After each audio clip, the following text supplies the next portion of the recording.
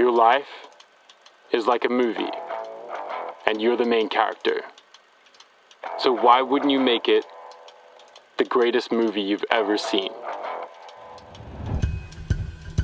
We all like a bit of the good life. Some the money, some the drugs, others the sex game, the glamour, or the fame. But a rock and roller, oh, he's different. Why? Because the real rock and roller wants the fucking lot. Who is Bobby? Basically a little bit of a misfit kid.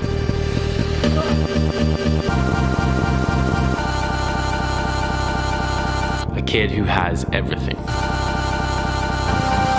Bobby likes to live life fast. Fast cars.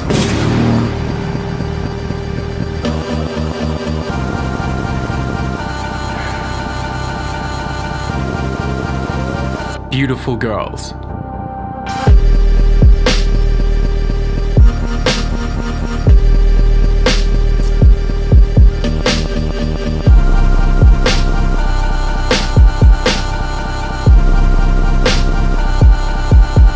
Parties.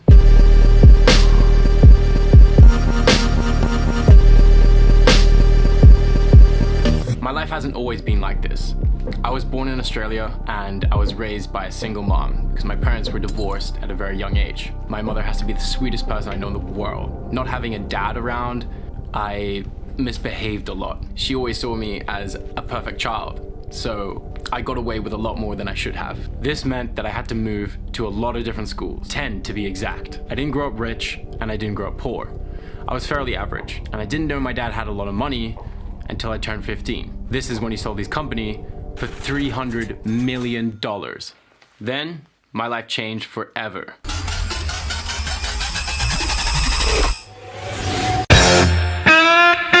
I moved to Europe.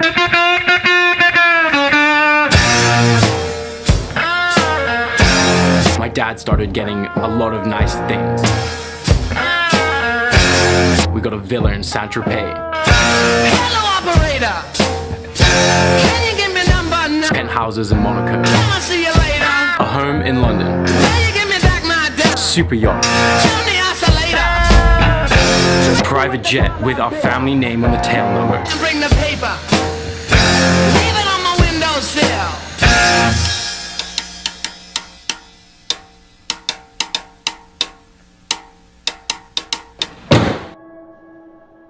I've always hated how just because someone is born into a family of wealth, people automatically label them as a spoiled brat. Yes, my dad has a private jet, and I love flying in it. Yes, my dad has a mansion and cars, and I love making videos with them. Who wouldn't? But I have never pretended that those things were something that I earned. And I recognize that my dad is the one who worked hard for them. This is why I have the ambition to work hard enough to achieve a successful life of my own, and break the stereotype of all rich kids being lazy, spoiled, and relying on their trust funds. If I was going to survive in this world, I needed 2 things. 1, discipline. 2, friends in high places. So I was sent to one of the world's most elite boarding schools called Millfield. A school attended by countless athletes, bankers, CEOs, politicians, royalty, millionaires, even the pop star, Ella Eyre. And then there was me, a delinquent, rebel, outsider, misfit. But this time, I wasn't alone. There were many other kids just like me. We'd all been sent there for reform. And we weren't about to let that happen. We spent the next 2 years at school, bending and breaking the rules in every way, shape, and form. Believe me, the things that you're not allowed to do are always the most fun.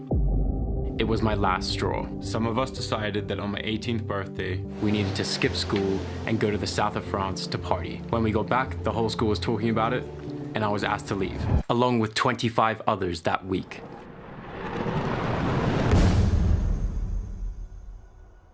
I was finally free. I never limit myself. I'm wildly ambitious. You don't need to put yourself inside a box, especially in this day and age. But like most kids, I still had no idea what I wanted to do with my life. 3 things my dad's always said you need for success. First, an idea. Then, a lot of hard work and time. Third, you need some luck. So, if I was going to create my own world, I needed to know how to make money. And since he knows how to do that better than anyone, I began to work for one of his companies at Abbey Road Studios, London. It's where the Beatles recorded. These 2 years gave me more knowledge and experience in business than any university could have.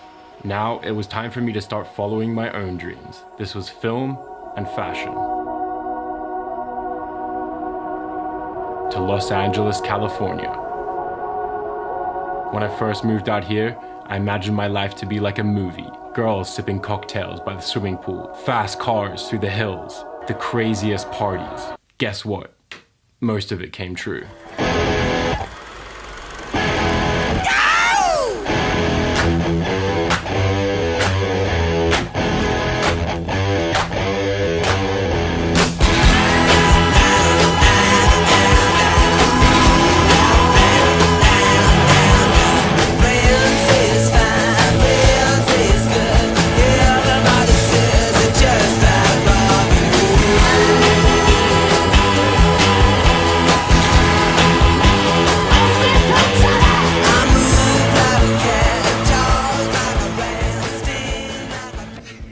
Yes, LA is crazy. So it was very easy for me to fall into the trap of partying a lot more than I should have been. I once met a girl on a night out, flew her to Ibiza with me the next day, and married her on a Sunday. We divorced a week later.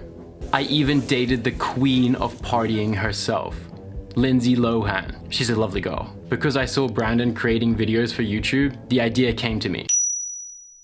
I was living this crazy life. Why didn't I pick up a camera and start making movies out of my life? Ever since I found a love for film, I finally knew what I needed to do to make my dreams become a reality. So I started a YouTube channel. I also partnered with my best friend Brandon to create Candyland Productions in order to make a living out of something we love by creating films for brands and artists. I'm even going to be creating videos for the legendary musician Julian Peretta. Since Brandon and I also love fashion, we decided to create our own brand, one that represents the kind of kids we are: misfits, delinquents, creatives, individuals, filmmakers, different, destructive, crazy, ragers, so that when you wear our clothes, it makes you feel like you're conveying a message of who you are. Anyway, I can only hope my story has inspired you to follow your dreams, be more creative, not care what people think about you. Think differently. So leave a comment and let me know what you think, because it means a lot to me to understand how you feel. And subscribe, because I still have a lot of crazy stories to tell and create. There was a time when my world was filled with darkness, darkness, darkness. Then I stopped dreaming, now I'm supposed to fill it up with something, something, something. Ooh, you can't do this without a tripod. Tripod. Yeah. You already know, nigga, it's the motherfucking BRAA in the business, nigga. I'm out in London with my hoes. I'm out in London doing shows, and you thought this was a sword, but it's just a big old dildo.